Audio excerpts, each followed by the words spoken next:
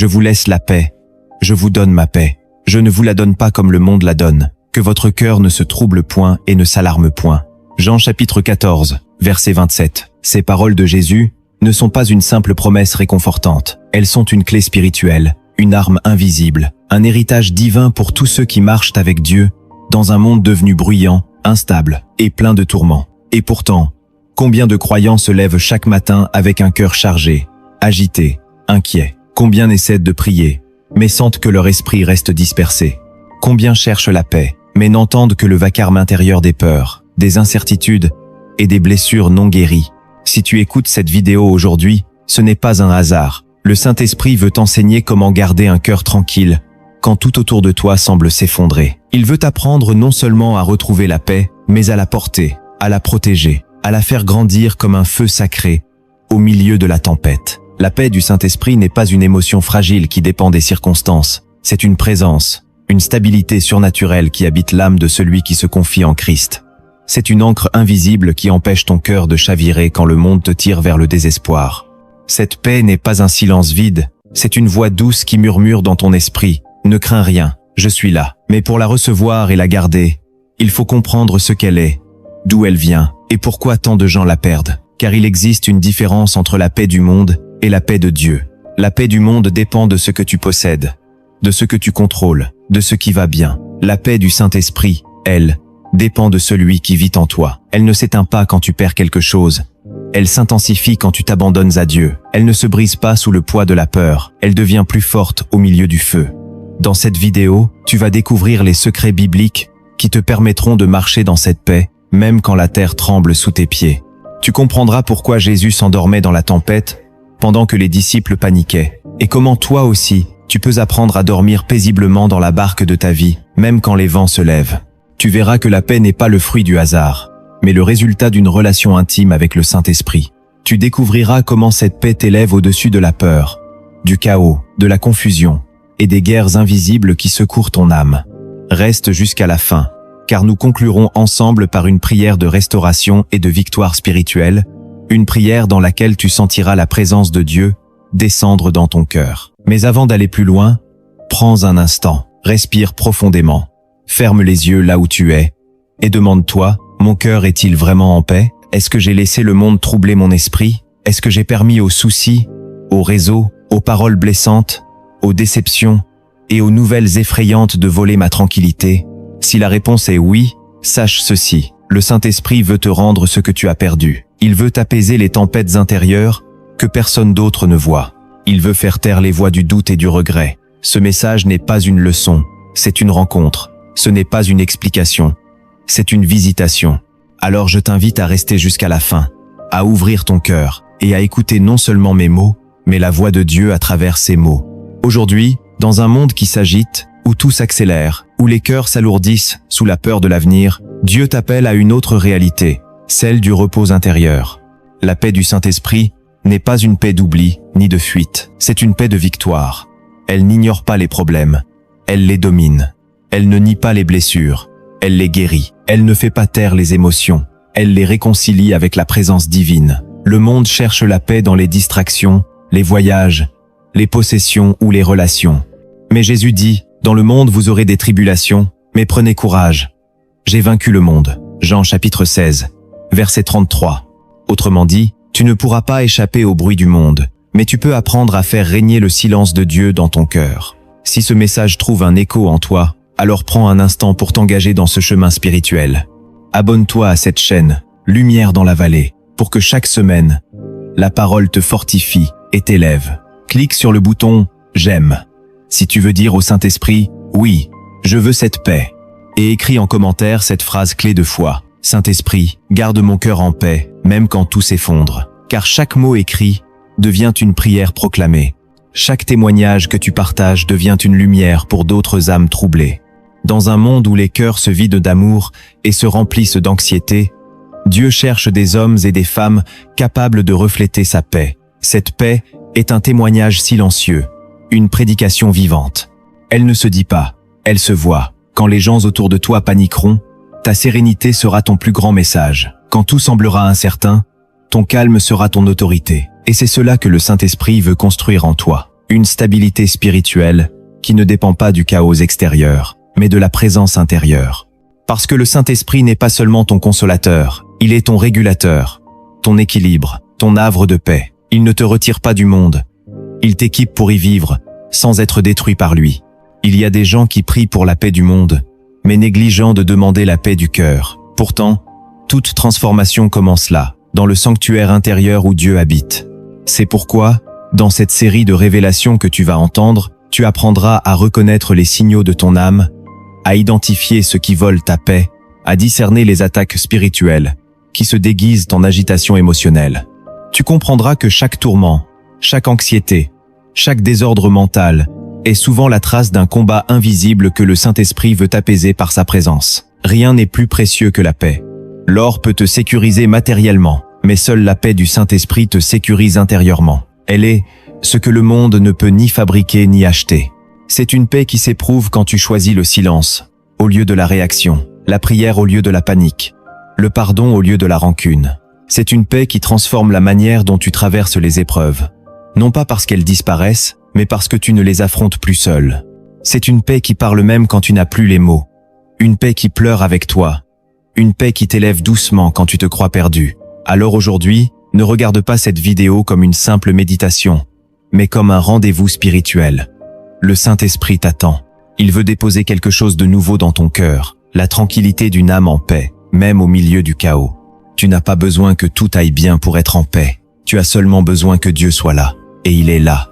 Il a vu ton combat, tes pensées agitées, tes nuits sans repos. Il sait que parfois tu souris à l'extérieur, mais qu'au-dedans, ton âme crie. Il t'invite maintenant à t'asseoir à ses pieds, à relâcher le poids de tes inquiétudes et à recevoir le repos qu'aucun médicament ni distraction ne peut donner. Depuis la création du monde, la paix a toujours été le sceau de la présence de Dieu. Quand la Genèse nous dit que l'Esprit de Dieu planait au-dessus des eaux avant la naissance de toute chose, cela symbolisait déjà l'ordre divin, le calme parfait, l'harmonie absolue. Là où le Saint-Esprit est présent, le chaos recule, les ténèbres s'éloignent et la paix s'établit. La paix est donc bien plus qu'une sensation agréable ou une émotion temporaire. C'est une dimension spirituelle qui découle directement de la communion avec le Créateur. Dans Jean chapitre 14 verset 27, Jésus déclare « Je vous laisse la paix, je vous donne ma paix ». Cette parole n'est pas une simple bénédiction de fin de discours. Elle est une transmission, une passation d'héritage spirituel. Jésus ne dit pas « une paix », il dit « ma paix ». Il parle de sa propre nature, de son essence. Il offre à ses disciples non pas une absence de guerre, mais la capacité de rester immuable dans la tempête. Cette paix, c'est la signature du Saint-Esprit, dans le cœur de ceux qui croient. Elle ne se limite pas à calmer nos émotions. Elle façonne notre manière de penser, de prier, de vivre.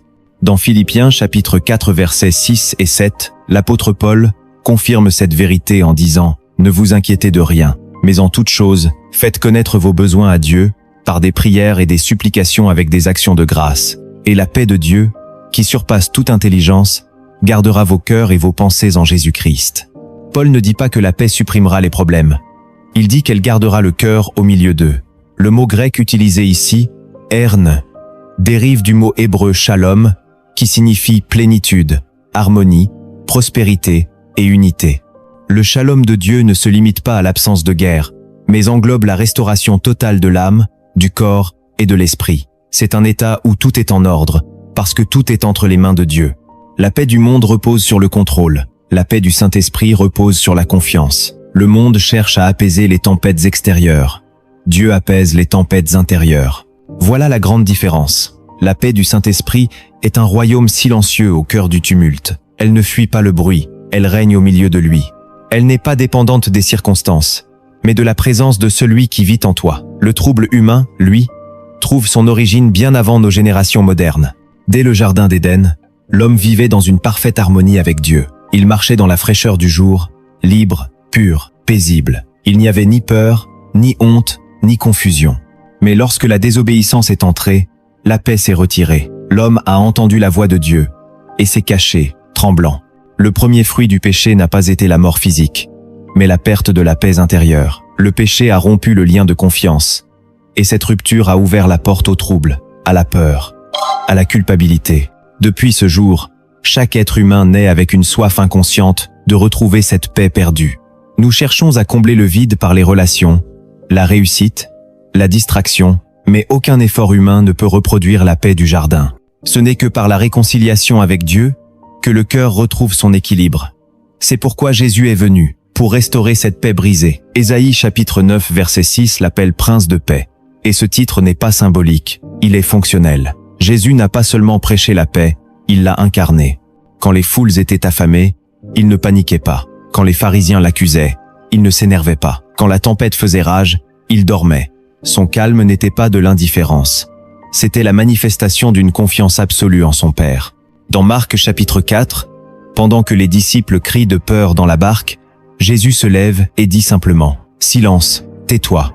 Ce n'était pas seulement un ordre adressé au vent et aux vagues, c'était aussi un commandement spirituel adressé à tous ceux qui voulaient troubler leur foi. Ce jour-là, il leur montra que la paix du Saint-Esprit n'est pas affectée par les circonstances, elle les domine. Le monde dira « Calme-toi quand la tempête sera passée », mais le Christ dit « Calme la tempête depuis l'intérieur ». Le Saint-Esprit agit comme un gouvernail invisible au cœur du croyant. Il n'empêche pas les vagues d'exister, mais il t'empêche de couler. Après l'ascension de Jésus, il a promis à ses disciples un autre consolateur, l'Esprit de vérité. C'est lui qui transmet cette paix, qui la nourrit et la garde. Dans Jean chapitre 14 versets 16 et 10 à 7, Jésus dit « Je prierai le Père, et il vous donnera un autre consolateur, afin qu'il demeure éternellement avec vous. » Le mot « consolateur », ici, parakléto, signifie littéralement celui qui vient à côté, pour soutenir. Cela veut dire que le Saint-Esprit ne se contente pas de consoler émotionnellement, il restaure intérieurement. Il te replace dans la stabilité divine. Il t'aide à respirer dans les saisons d'oppression, à penser avec clarté quand tout devient confus, à prier quand les mots te manquent. Le Saint-Esprit ne fuit pas le chaos, il le transforme. Il ne t'épargne pas de la douleur, mais il t'équipe pour la traverser avec sérénité. Regarde Paul et Silas dans Actes chapitre 16. Emprisonnés, enchaînés, battus, ils chantent. Leur corps est enfermé, mais leur esprit est libre. Ils ne prient pas pour sortir de la prison. Ils adorent dans la prison. Et c'est cette paix-là, surnaturelle, qui fait trembler les murs. Le Saint-Esprit donne une paix qui n'a besoin d'aucune explication. Elle n'est pas rationnelle. Elle est spirituelle. Elle dépasse la logique parce qu'elle vient du trône. C'est pourquoi Paul dira « La paix de Dieu surpasse toute intelligence ». C'est une paix qui te permet de sourire en plein désert, de bénir ceux qui te blessent, de rester immobile quand tout bouge autour de toi. Cette paix est le témoignage vivant du royaume de Dieu. Romains chapitre 14 versets 10 à 7 nous dit « Le royaume de Dieu n'est pas le manger et le boire, mais la justice, la paix et la joie par le Saint-Esprit. » Ces trois dimensions ne peuvent être séparées. La justice prépare la paix engendre la joie, et la joie renforce la paix. Tant que tu vis dans la justice de Dieu, la paix demeure. Mais si ton cœur s'éloigne de la droiture, le trouble revient. La paix n'est pas une émotion à sentir, mais une position à protéger. Elle est comme un territoire intérieur où Dieu règne.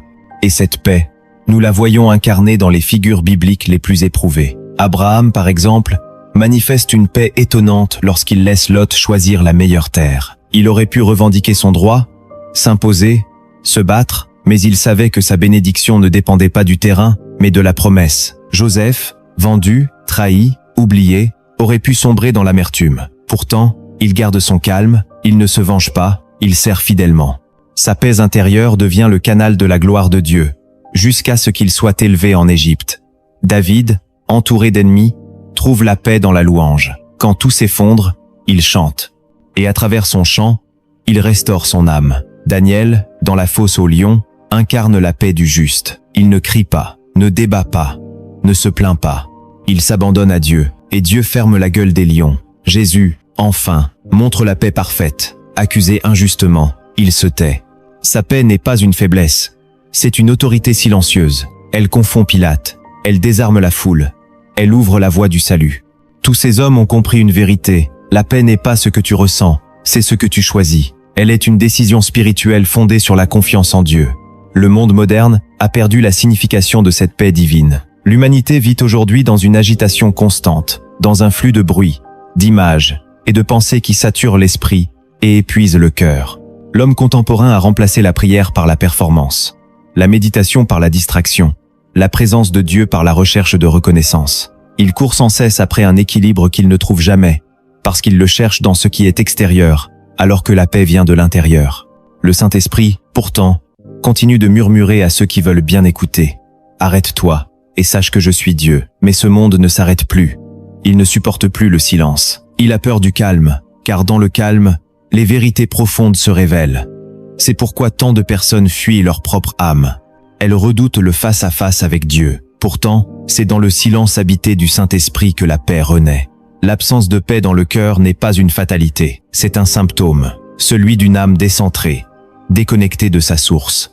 C'est pourquoi cette vérité spirituelle est aujourd'hui négligée, oubliée, voire ridiculisée. Les doctrines modernes parlent du Saint-Esprit comme d'une émotion passagère, un moment de ferveur, une sensation.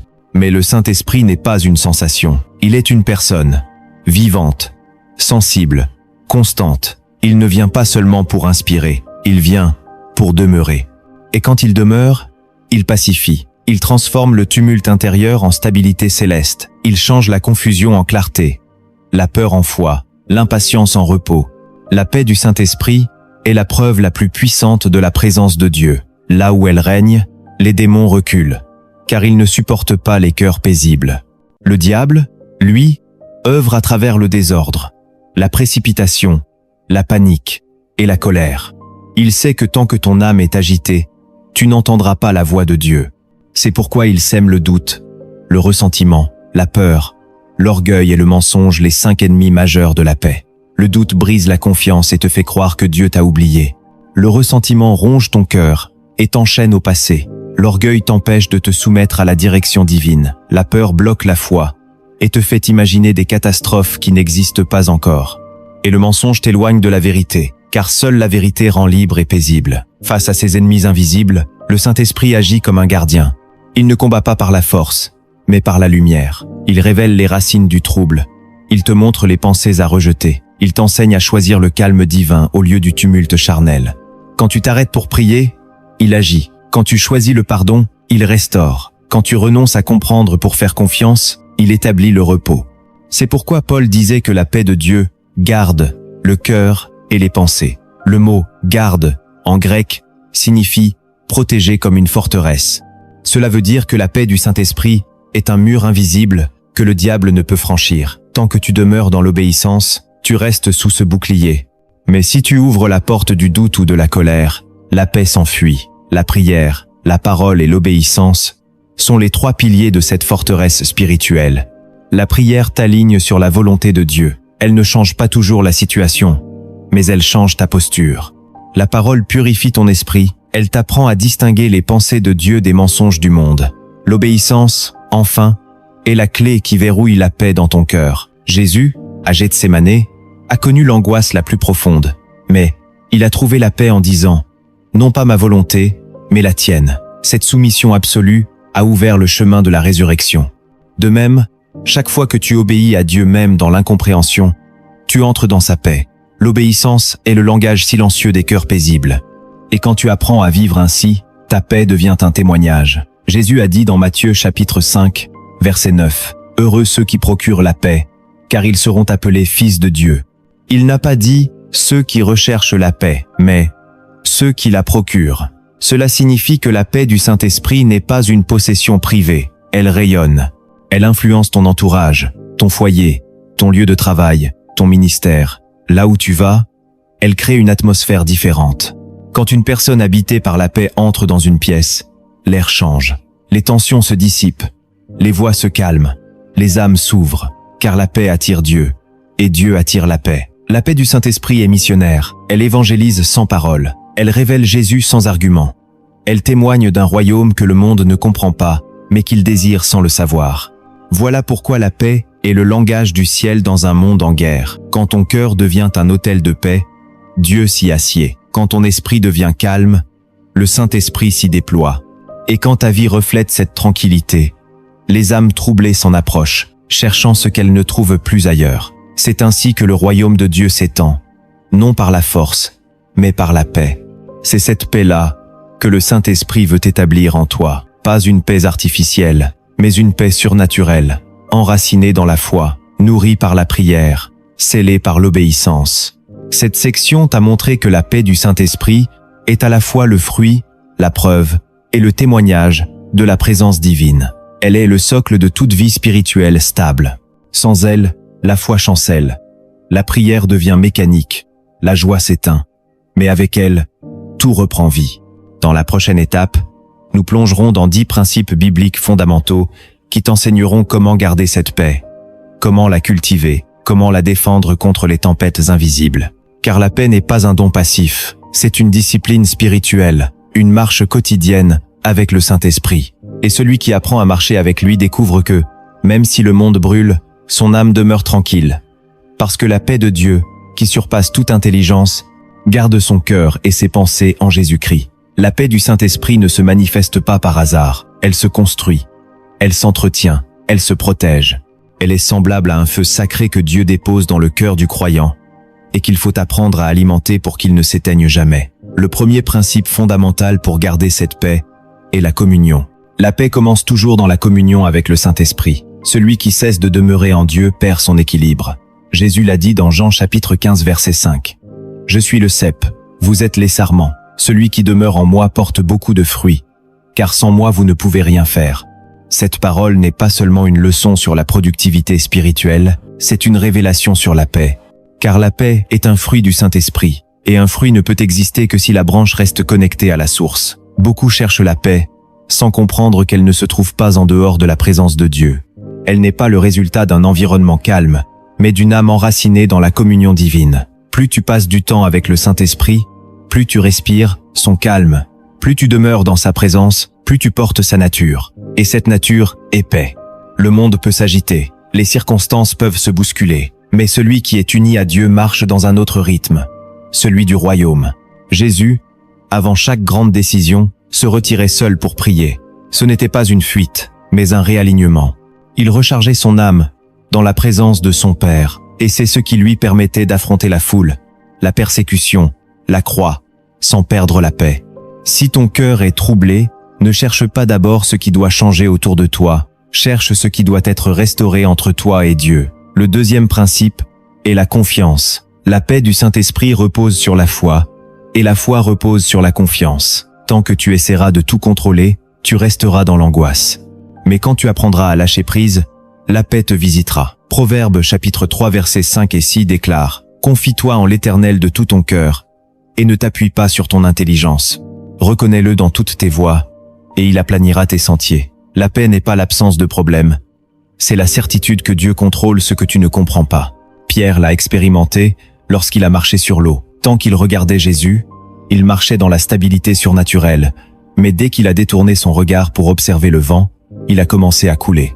C'est une image spirituelle puissante. La foi fixe les yeux sur Jésus. La peur les fixe sur la tempête. Si tu veux garder la paix, ne regarde pas la tempête. Regarde celui qui la domine. La paix vient quand tu apprends à te reposer dans la fidélité de Dieu. Croire, ce n'est pas ignorer la réalité, c'est lui refuser le droit de te troubler. La confiance est l'environnement où la paix se développe. Tant que tu gardes foi en Dieu, ton cœur reste ferme, même si tout tremble autour. Le troisième principe est la parole. Il y a beaucoup de paix pour ceux qui aiment la loi de Dieu, dit le psaume 110 à 9 verset 165. La parole de Dieu est une source constante de stabilité. Quand ton esprit est saturé de promesses divines, le mensonge du diable ne trouve plus de place. Chaque fois que tu médites la parole, tu nourris ton âme d'une vérité qui désarme la peur. C'est ce que Jésus a démontré dans le désert. Face à Satan, il n'a pas argumenté, il a proclamé, il est écrit. Le diable cherche à troubler ton esprit par le doute, les fausses pensées, les mensonges subtils, mais la parole est une épée qui tranche les illusions et ramène ton esprit dans la paix. Beaucoup de croyants perdent leur paix parce qu'ils écoutent plus les voix du monde que la voix de Dieu. Chaque nouvelle, chaque commentaire, chaque peur médiatique devient une flèche qui perce leur tranquillité.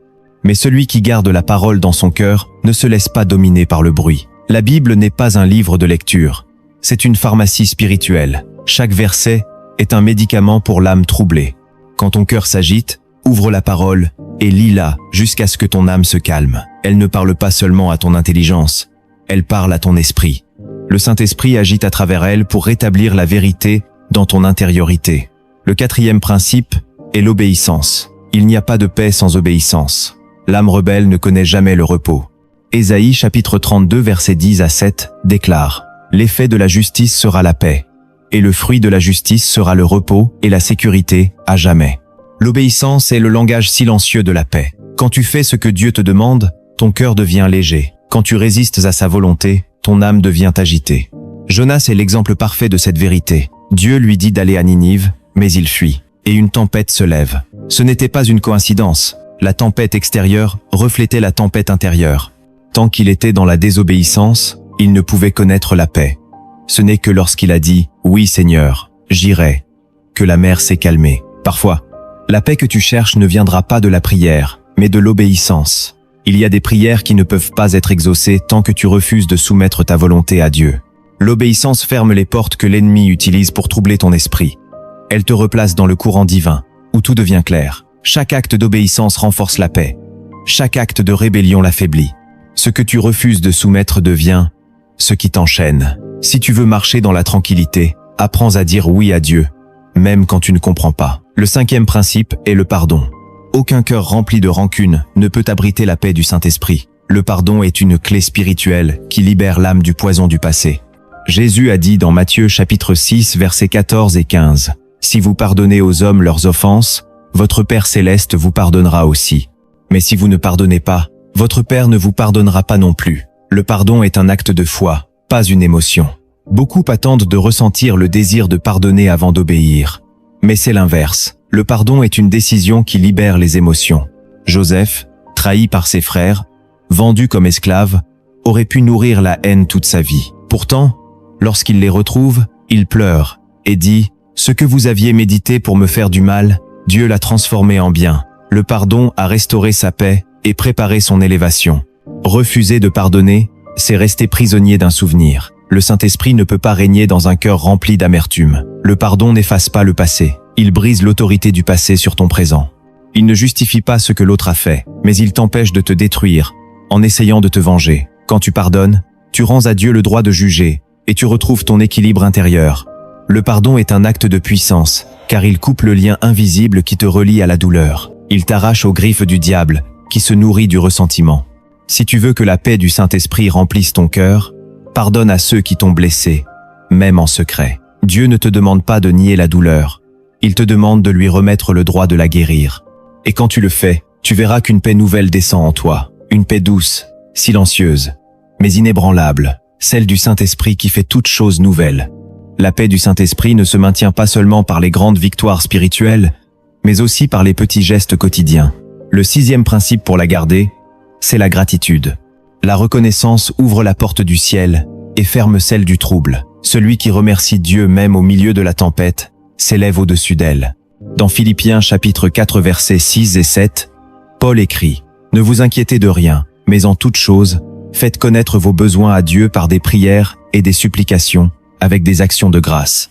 Et la paix de Dieu, qui surpasse toute intelligence, gardera vos cœurs et vos pensées en Jésus-Christ. » La paix vient après la gratitude, pas avant.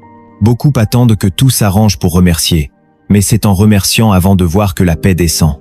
La gratitude est un acte de foi qui déplace ton regard du problème vers la présence. Elle transforme ta perception, et ta perception transforme ton état intérieur. Paul, enfermé dans une prison, écrivait encore des lettres d'encouragement. Il ne se plaignait pas, il rendait gloire à Dieu. Et c'est dans ce lieu d'enfermement qu'il a goûté la liberté intérieure la plus profonde. La plainte attire la confusion, mais la louange attire la paix. Chaque fois que tu dis « Seigneur, je te rends grâce », tu repousses les ténèbres. La gratitude est le langage des cœurs matures.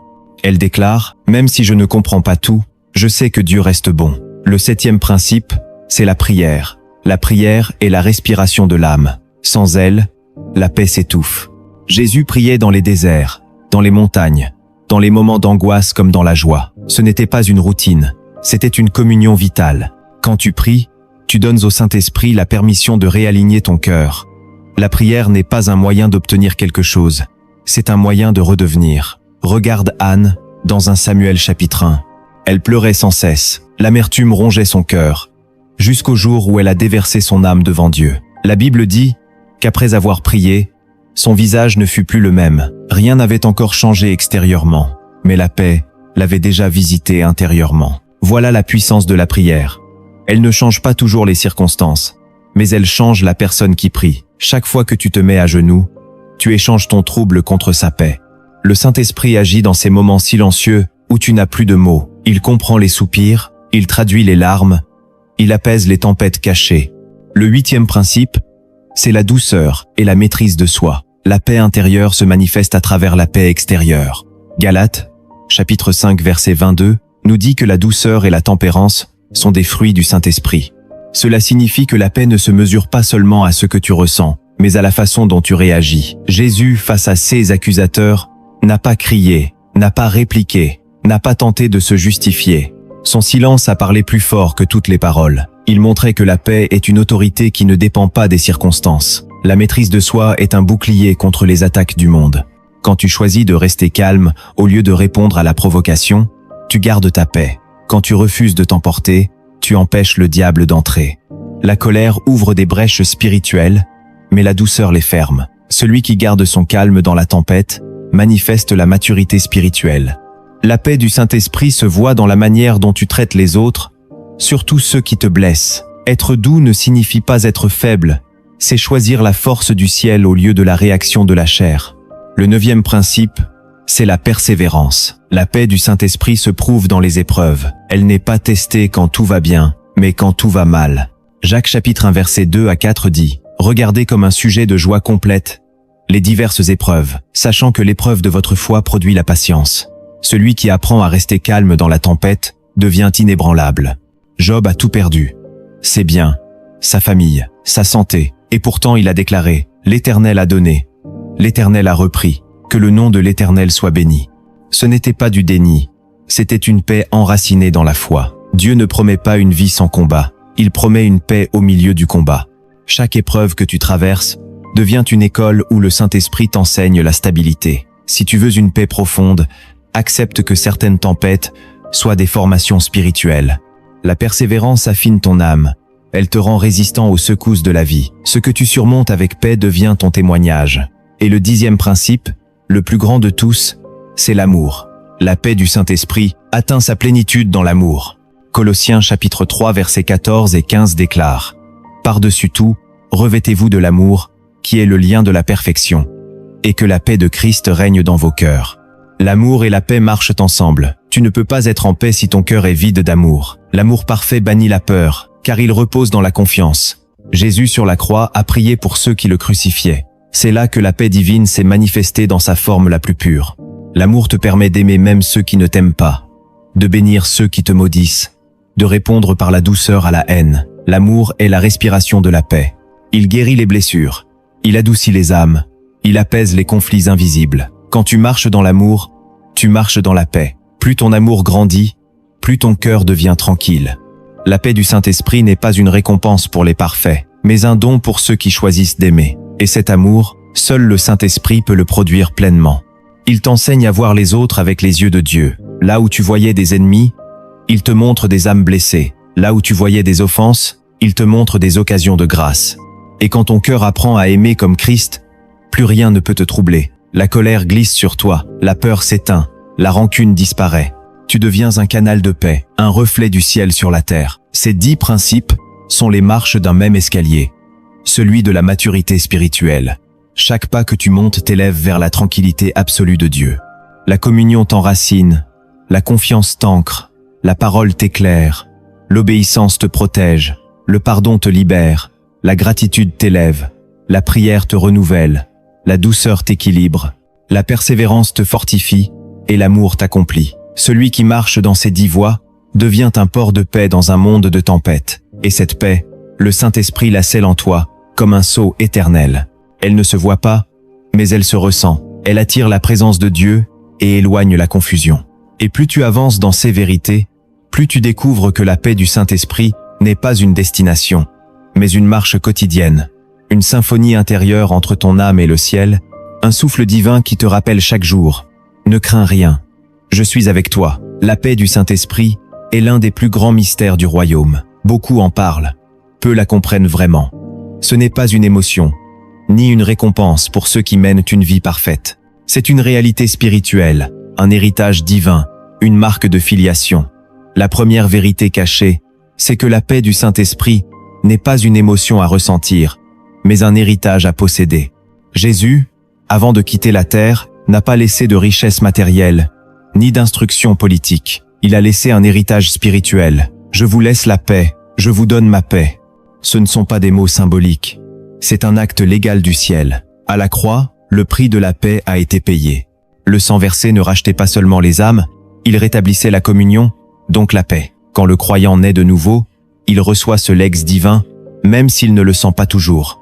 La paix du Saint-Esprit est déjà là, enfouie comme une semence dans le cœur du juste.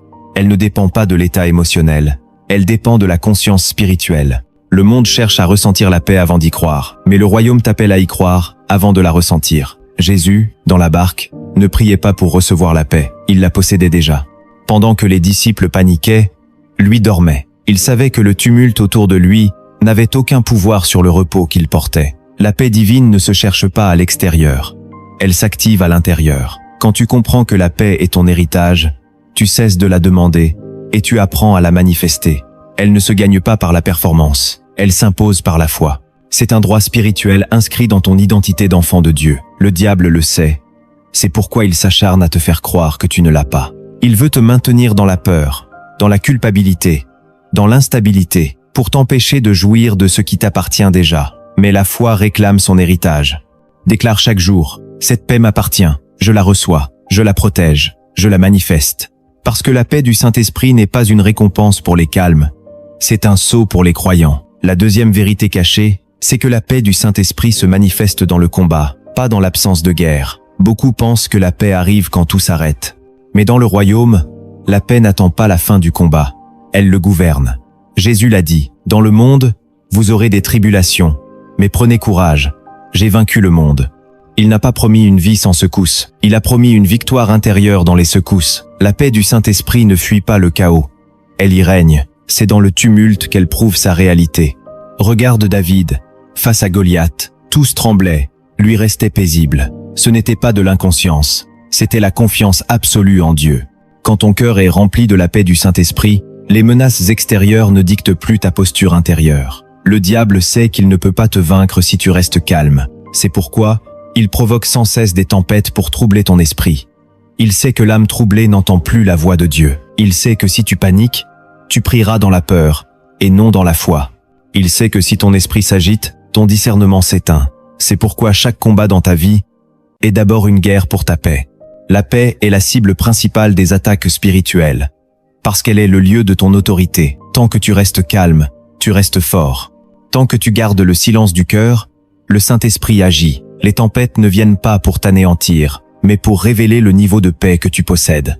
Jésus a montré ce principe à ses disciples. Il a calmé la mer, mais avant de le faire, il a d'abord calmé leur cœur. Le véritable miracle n'était pas que le vent s'arrête, mais que leurs esprits apprennent à faire confiance. La paix du Saint-Esprit n'est pas la fin du combat, c'est l'arme qui te permet de le traverser sans te perdre. Si tu attends que la vie soit stable pour être en paix, tu ne la connaîtras jamais. Mais si tu apprends à rester tranquille quand tout vacille, tu découvriras la puissance de cette paix qui vient d'en haut. La paix ne nie pas la réalité, elle domine la réalité. La troisième vérité cachée, c'est que la paix du Saint-Esprit est une autorité spirituelle. Ce n'est pas seulement un état de sérénité, c'est une arme invisible qui impose le règne de Dieu dans ton environnement. Paul l'a révélé dans Romains chapitre 16 verset 20. Le Dieu de paix écrasera bientôt Satan sous vos pieds. Remarque que Paul ne dit pas le Dieu de puissance, ni même le Dieu de guerre, mais le Dieu de paix. Cela signifie que la paix est une arme divine, une force militaire du royaume. Là où la paix règne, le diable s'incline. Les démons prospèrent dans le désordre, mais ils suffoquent dans la paix. C'est pourquoi le Saint-Esprit te conduit toujours vers le calme, même au milieu des tempêtes. Quand tu refuses la panique, tu désarmes l'ennemi. Quand tu réponds par la douceur, tu brises ses stratégies. Quand tu restes stable dans la foi, tu déclenches le mouvement de Dieu. La paix du Saint-Esprit est comme un manteau d'autorité. Elle attire la présence de Dieu et repousse les ténèbres. Jésus, face à Pilate, illustre cette autorité silencieuse. Alors que le gouverneur romain s'énerve, le Christ reste calme. Son silence n'était pas de la faiblesse, c'était une domination spirituelle. Pilate, malgré tout son pouvoir politique, se sentait troublé devant lui. La paix du ciel déstabilise les puissances du monde. Le diable s'attend à te voir réagir, t'énerver, te justifier. Mais quand tu choisis de rester calme, il perd toute emprise. Ta paix est une arme plus tranchante que ton cri. Elle n'est pas passive, elle est victorieuse. Quand tu marches dans la paix, tu exerces l'autorité du royaume. Tu imposes à ton environnement la stabilité du ciel. Ce n'est pas toi qui t'adaptes au chaos, c'est le chaos qui s'incline devant ton calme. Celui qui garde sa paix ne perd jamais la bataille, car la paix du Saint-Esprit est le bouclier des rois spirituels. Elle dit à l'ennemi, « Je ne me battrai pas à ton niveau. Je reste dans la dimension de Dieu. » C'est dans cette posture que le croyant devient invincible. Il ne réagit plus selon la chair, il gouverne par l'esprit, et dans ce silence sacré, le Dieu de paix écrase Satan sous ses pieds. Voilà la véritable autorité spirituelle, celle qui agit sans bruit, mais qui fait trembler les ténèbres. La paix du Saint-Esprit parle plus fort que les paroles. C'est la 4e vérité cachée. Dans un monde où tout le monde veut parler, se défendre, convaincre et se justifier, Dieu cherche des cœurs capables d'écouter. La paix du Saint-Esprit ne s'exprime pas dans le vacarme, mais dans le silence habité. Quand ton âme est en paix, Dieu parle. Élie l'a compris dans la montagne. Il a vu passer le vent, le tremblement de terre et le feu, mais Dieu n'était pas là. Puis vint un murmure doux et léger, et dans ce silence, il reconnut la voix de l'Éternel. La paix est un langage spirituel. Ce n'est pas le silence du vide, c'est le silence de la présence. Quand tu apprends à te taire intérieurement, le Saint-Esprit devient audible. Trop souvent, les croyants prient en criant, s'agitent dans leur foi, multiplient les mots, alors que Dieu veut simplement qu'ils se reposent. Ce n'est pas l'intensité de ta prière qui touche Dieu, c'est la paix de ton cœur pendant que tu pries. La paix du Saint-Esprit transforme ta manière d'écouter. Elle t'apprend à discerner la voix du Père au milieu du bruit du monde. Quand ton cœur est apaisé, tu entends non pas des phrases, mais des directions. Dieu ne parle pas toujours en mots. Parfois, il parle en paix. Si tu ressens la paix en pensant à une décision, c'est le Saint-Esprit qui te confirme. Si tu ressens un trouble, c'est un signal d'alerte. La paix est la boussole du croyant. Elle te montre le bon chemin sans avoir besoin d'un tonnerre du ciel. Celui qui apprend à reconnaître la voix du Saint-Esprit à travers la paix ne sera jamais perdu. La 5e vérité cachée, c'est que la paix du Saint-Esprit agit comme un bouclier invisible. Dans Philippiens chapitre 4 verset 7, Paul dit que la paix de Dieu gardera vos cœurs et vos pensées en Jésus-Christ. Le mot « garder » signifie protéger comme une sentinelle. Cela veut dire que la paix est une muraille spirituelle. Elle bloque les flèches du doute, de la peur, du soupçon, du découragement. Tant que tu demeures dans la paix, le diable ne peut pas t'atteindre. Son premier objectif n'est pas de détruire ta foi, mais de briser ta paix, car une fois qu'il te fait paniquer, tu ouvres la porte. La paix est ton armure invisible, ton rempart contre les attaques mentales. Quand les pensées négatives affluent, quand les accusations intérieures se lèvent, tu dois dire que la paix de Dieu garde mon esprit. Cette paix est comme un champ de force. Elle entoure ton âme. Elle étouffe les mensonges. Elle te garde dans la vérité. Job en est l'exemple. Même dans la souffrance, il n'a jamais maudit Dieu. Son esprit restait fixé sur la justice divine. Il disait « Je sais que mon Rédempteur est vivant ». C'est cette paix intérieure qui l'a protégé de la folie et du désespoir. La paix du Saint-Esprit est un parapluie dans la tempête. Les éclairs peuvent tomber, la pluie peut frapper, mais tu restes sec en dessous. Et quand la tempête passe, tu réalises que c'est la paix qui t'a maintenu debout. Voilà pourquoi tu dois apprendre à la surveiller. Dès que ta paix diminue, arrête-toi, prie, recentre-toi. La paix est un signal spirituel. Quand tu la perds, c'est que tu as quitté le champ de protection divine. La 6e vérité cachée, c'est que la paix du Saint-Esprit rétablit l'ordre divin dans ta vie. 1 Corinthiens chapitre 14 verset 33 déclare « Dieu n'est pas un Dieu de désordre, mais de paix ». Cela signifie que la paix n'est pas seulement un sentiment, c'est une structure. Là où elle règne, les choses se mettent en place. La paix remet chaque chose à sa place, dans ton âme comme dans ta vie. Elle est le gouvernail invisible du croyant. Quand tu la perds, tout devient confus. Quand tu la retrouves, tout reprend sens. Regarde Jésus avant la multiplication des pains. Il ne s'est pas précipité, il a organisé, il a fait asseoir les foules, il a béni calmement, puis la provision a coulé. Là où il y a la paix, il y a l'ordre, et là où il y a l'ordre, il y a la bénédiction. Beaucoup de gens prient pour la prospérité, mais refusent la discipline spirituelle que la paix instaure. La paix du Saint-Esprit est comme un architecte. Elle remet en ordre tes pensées, ton emploi du temps, tes relations, tes priorités. Quand tu es en paix, tu sais ce que tu dois faire, et quand tu dois le faire, tu discernes ce qui vient de Dieu et ce qui vient du monde. Tu ne te disperses plus, tu avances avec clarté. Le désordre intérieur est l'ennemi de la paix, mais la paix, elle, restaure la structure céleste dans ta vie. C'est pourquoi le Saint-Esprit te conduit toujours vers la simplicité. Plus tu simplifies, plus tu retrouves la paix. Le chaos est la langue du diable, l'ordre est la langue de Dieu. Quand la paix règne, le ciel coule dans tes décisions. Et enfin, la 7e vérité cachée, la paix du Saint-Esprit est le prélude de la gloire. Avant chaque visitation divine, Dieu établit d'abord la paix. Quand Jésus est né, les anges ont chanté « Gloire à Dieu dans les lieux très hauts, et paix sur la terre parmi les hommes qui l'agréent ». La gloire et la paix sont inséparables. Là où Dieu veut manifester sa présence, il prépare un climat de paix. C'est pourquoi Jésus, après sa résurrection, apparaît à ses disciples en disant « Paix soit avec vous ». Il savait que leur cœur était agité, plein de peur et de culpabilité.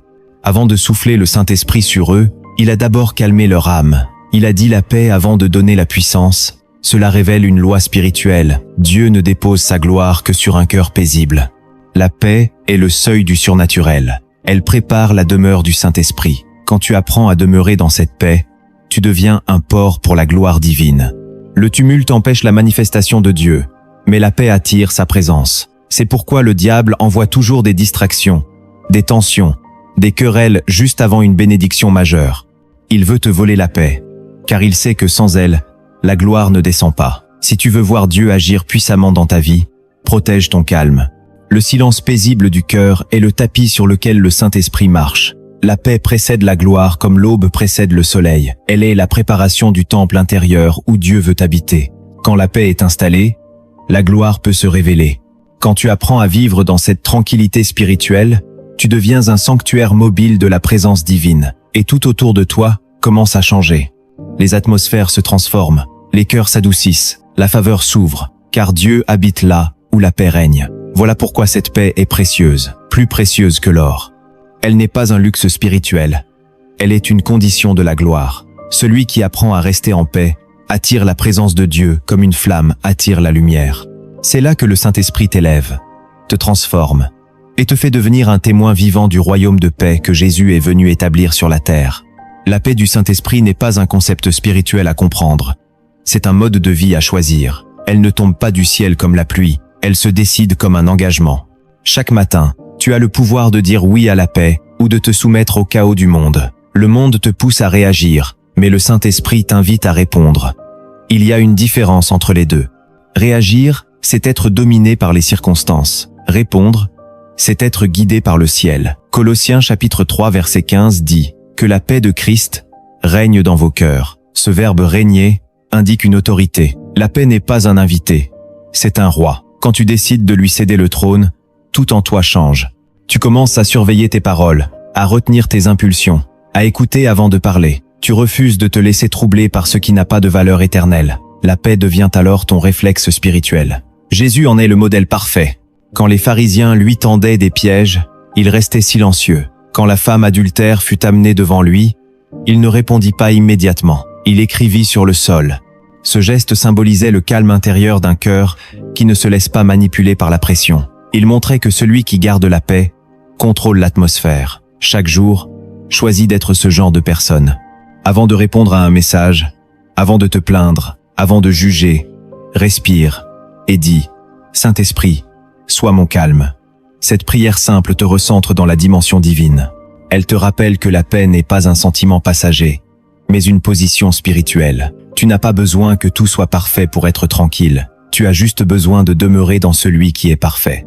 Le deuxième mouvement de cette transformation, c'est d'apprendre à identifier les voleurs de paix, car la paix du Saint-Esprit ne se perd pas toute seule. Elle est volée, grignotée, affaiblie par des influences invisibles que tu laisses entrer. Le Cantique des Cantiques, chapitre 2, verset 15 dit « Attrapez-nous les petits renards qui ravagent les vignes ». Ces petits renards sont ses pensées, ses habitudes, ses relations, ces distractions qui sapent lentement ta tranquillité spirituelle. Le premier voleur de paix, c'est le surmenage. Quand ton esprit est saturé, ton âme s'épuise. Même les choses de Dieu peuvent devenir lourdes si elles ne sont plus portées dans la paix. Apprends à t'arrêter. Le Saint-Esprit agit souvent dans les pauses, pas dans la précipitation. Le deuxième voleur, c'est la comparaison. Tu perds la paix quand tu regardes la vie des autres plus que la tienne. Chaque fois que tu te mesures, tu t'éloignes du contentement. Le Saint-Esprit te rappelle que Dieu écrit une histoire unique avec toi et qu'aucune autre ne doit te troubler. Le troisième voleur, ce sont les relations désordonnées. Il y a des personnes qui apportent la paix et d'autres qui la consument. Certaines conversations sont des champs de bataille spirituels. Apprends à discerner où le Saint-Esprit t'envoie et où il te retire. Le quatrième voleur, c'est la culpabilité non réglée. Tant que tu portes un poids que tu refuses de déposer à la croix, tu ne connaîtras pas la paix. La repentance sincère est la plus douce des délivrances. Elle ne te condamne pas, elle te libère. Le cinquième voleur, c'est l'orgueil caché. Ce besoin constant d'avoir raison, de tout contrôler, de tout expliquer. L'orgueil fait du bruit, la paix fait du silence. Si tu veux garder la paix, renonce à gagner toutes les batailles. Il vaut mieux avoir la paix que la victoire charnelle. Marthe, dans la maison de Béthanie, symbolise la vie agitée. Elle voulait tout faire, tout réussir, tout gérer. Mais dans son empressement, elle a perdu ce qui comptait le plus, la présence. Marie, elle, s'est assise. Et Jésus a dit, elle a choisi la bonne part. Le secret est là. La paix ne vient pas de ce que tu fais, mais de ce que tu choisis d'écouter. Si tu veux marcher dans la paix, il faut d'abord nettoyer ton âme des voleurs invisibles. Car le Saint-Esprit ne peut pas habiter un cœur encombré. Libère ton intérieur, et tu verras que la paix coulera comme un fleuve. Le troisième mouvement, c'est apprendre à marcher dans la paix pendant les tempêtes. C'est ici que la paix du Saint-Esprit devient une arme. Quand tout s'effondre, la paix ne fuit pas, elle combat. Marc chapitre 4 verset 39 raconte que Jésus se leva, menaça le vent et dit à la mer, « Silence, tais-toi » et il y eut un grand calme. Ce n'était pas un simple miracle météorologique, c'était une leçon spirituelle. Jésus montrait que la paix intérieure a le pouvoir de commander au chaos extérieur. Tant que tu paniques, le tumulte continue. Quand tu te tais, il s'apaise. Le Saint-Esprit t'enseigne à parler aux tempêtes, pas à leur céder. Tu peux traverser les pires épreuves sans perdre ta paix. Ce n'est pas toi qui deviens plus fort, c'est la paix en toi qui prend autorité. Chaque crise devient alors un test. La peur murmure, et si tu échoues, la foi répond, « Même si je tombe, Dieu me relèvera. » La paix murmure, « Ne t'inquiète pas, tout est entre ses mains. » La différence entre ceux qui survivent et ceux qui sombrent n'est pas la violence de la tempête, mais la solidité de leur paix. Regarde Anne, cette femme stérile qui pleurait au temple. Sa douleur l'avait consumée jusqu'à ce qu'elle déverse son âme devant Dieu. Après sa prière, la Bible dit qu'elle ne fut plus la même. Elle n'avait pas encore reçu la promesse, mais la paix l'avait déjà fécondée. C'est cela, la paix du Saint-Esprit. Elle précède la bénédiction, elle enfante le miracle, avant qu'il ne soit visible. Chaque fois que tu refuses la panique, tu protèges ton futur.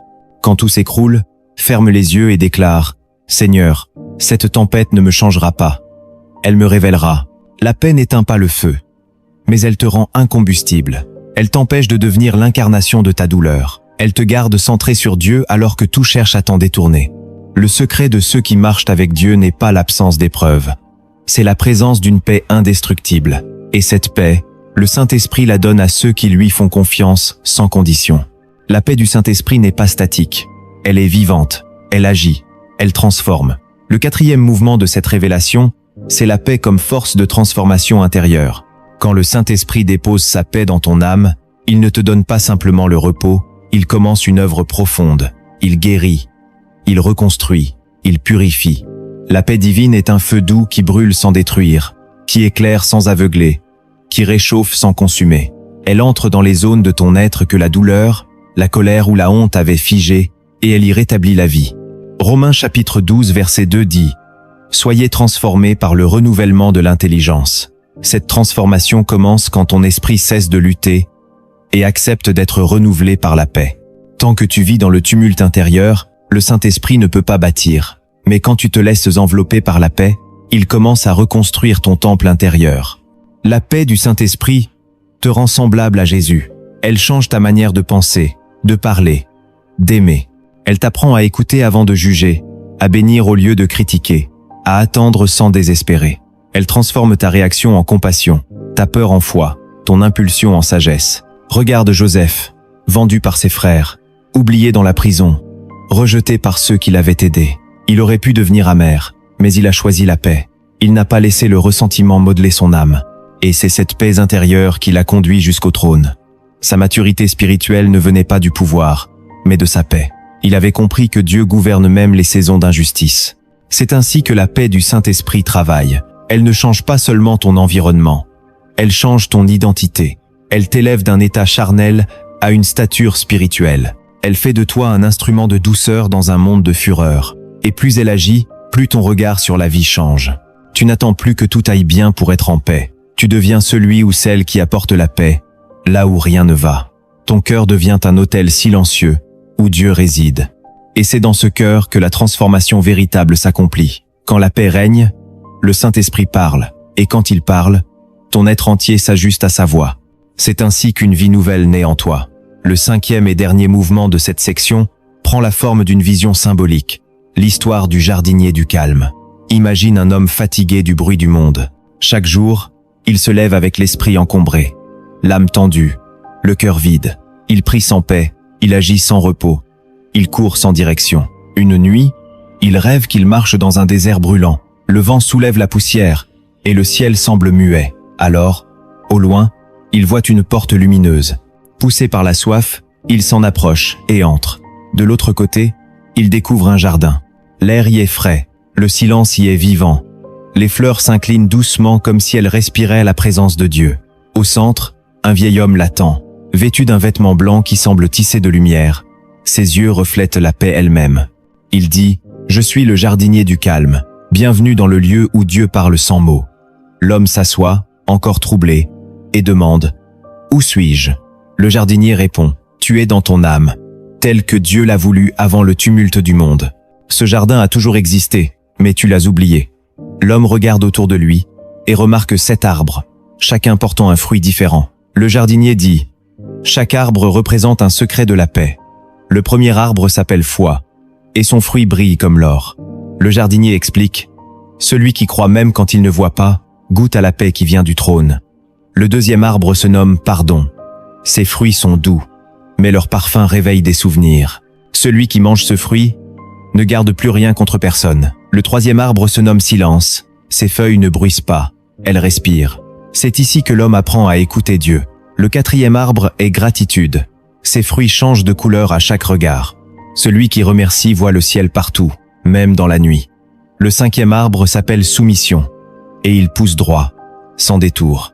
L'homme qui cesse de résister au plan de Dieu trouve le repos.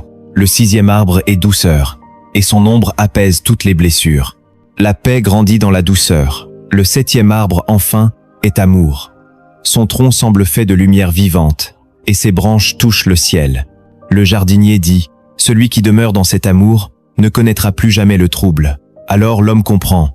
La paix n'est pas un lieu à atteindre, c'est une personne à accueillir. Le jardinier n'était autre que le Saint-Esprit. Les arbres étaient les vertus qu'il plante dans chaque cœur disposé. L'homme pleure, non de tristesse, mais de reconnaissance. Il réalise que ce jardin est en lui depuis toujours, caché sous les couches de peur, de colère et de fatigue. Le jardinier lui sourit et dit « Garde ton jardin. Ne laisse personne y piétiner. Chaque fois que le bruit du monde t'appelle, reviens ici, dans le silence de Dieu. » Puis le jardin disparaît. L'homme se réveille dans sa chambre, mais il sent une paix qu'il n'avait jamais connue. Ce jour-là, il n'a pas besoin de chercher Dieu, car il le sent respirer en lui.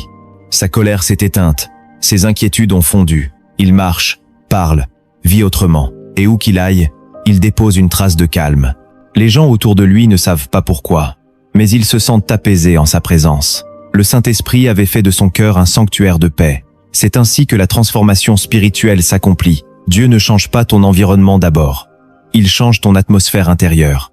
Et quand ton cœur devient un lieu de paix, tout ce qui t'entoure s'aligne. La paix du Saint-Esprit devient contagieuse. Elle se répand à travers ton regard, ta voix, ta manière d'aimer. Tu deviens un ambassadeur du royaume dans un monde troublé. Et quand les autres te demandent comment tu restes si calme, tu peux répondre avec humilité. Ce n'est pas moi, c'est le Saint-Esprit qui habite en moi. Car au fond, c'est cela la transformation. Devenir un reflet de la paix de Dieu. Elle ne vient pas de toi, elle vient de celui qui vit en toi.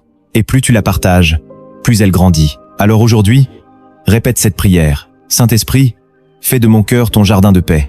Dis-la jusqu'à ce que ton âme la croie. Et quand le silence viendra, ne le crains pas. C'est Dieu qui y respire. Garde cette paix, propage-la, et laisse le monde voir à travers toi la lumière tranquille du ciel. La paix du Saint-Esprit n'est pas une idée que l'on comprend. c'est une réalité que l'on vit. Tout au long de ce message, le ciel t'a ouvert les yeux sur les chemins intérieurs où cette paix se cultive, se protège et s'impose comme un royaume silencieux dans ton cœur. Tu as découvert les 10 principes qui forment les fondations de cette paix divine. La communion qui te relie à Dieu, la confiance qui te garde debout, la parole qui te fortifie, l'obéissance qui t'ancre dans la volonté du Père, le pardon qui libère ton âme, la gratitude qui élève ton esprit, la prière qui alimente ton feu intérieur, la douceur qui révèle ta maturité, la persévérance qui t'enracine dans la foi, et l'amour qui te transforme en témoin vivant du Christ. Tu as contemplé ensuite les 7 vérités cachées, ces révélations célestes qui dévoilent la nature profonde de la paix du Saint-Esprit. Tu as compris qu'elle est un héritage, non une émotion, qu'elle se manifeste dans le combat, non dans l'absence de guerre, qu'elle est une autorité spirituelle, un langage silencieux, un bouclier invisible, un rétablissement de l'ordre divin et le prélude à la gloire. Ces vérités ne sont pas des concepts, elles sont des semences que le Saint-Esprit plante dans ton cœur, et chaque fois que tu médites ces paroles, ces graines prennent racine dans ton âme.